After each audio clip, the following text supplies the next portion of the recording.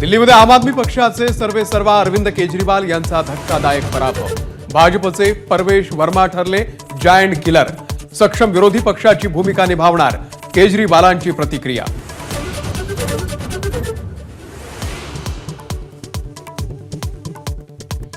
दिल्लीचे माजी उपमुख्यमंत्री मनीष सिसोदिया यांचाही पराभव। मुख्यमंत्री आतिशी मात्र विजयी। आपचे अनेक दिग्गज पराभवाच्या छायेत।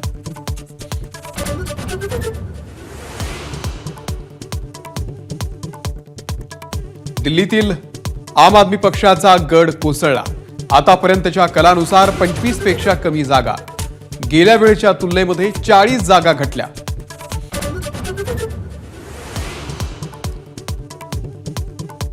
केजरीवालांचे विचार आणि चारित्र्य शुद्ध नसल्यानं पराभव।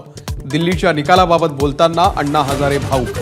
दारूच्या धोरणामुळे केजरीवाल बदनाम झाल्याचं मत।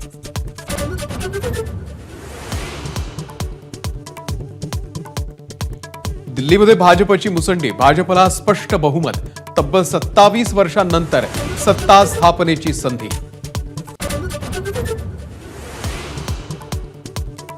विकास आणि सुशासनाचा विजय। पंतप्रधान मोदींनी मानले दिल्लीकरांचे आभार। आज संध्याकाळी साधणार कार्यकर्त्यांसोबत संवाद।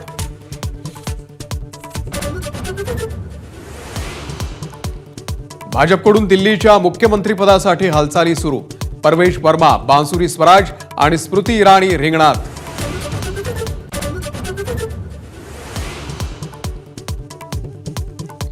महाराष्ट्रानंतर दिल्लीकरांनीही मोदींच्या नेतृत्वावरती पूर्ण विश्वास दाखवला। एकनाथ शिंदेंची प्रतिक्रिया। असत्याचा पराभव आणि सत्याचा विजय झाल्याचं मत।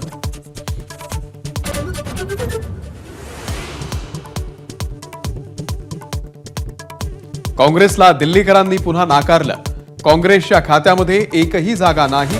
दिल्लीकरांना आपलंसं करण्यात काँग्रेस नेतृत्वाला अपयश।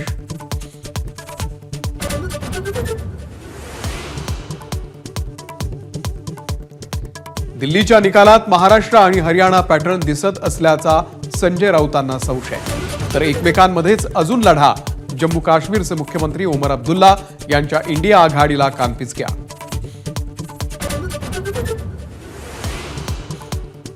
राजन साळवी यांच्या शिवसेना प्रवेशाची चर्चा सुरू असताना किरण सामंत यांचं मोठं वक्तव्य।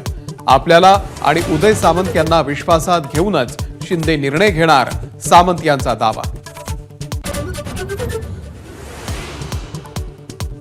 2019 मध्ये निवडणुकीच्या आधीच उद्धव ठाकरेंनी शरद पवारांशी हातमिळवणी केली होती। देवेंद्र फडणवीस यांचा आरोप। आपले फोनही उचलण्याचं ठाकरेंनी बंद केलं होतं, फडणवीसांची माहिती।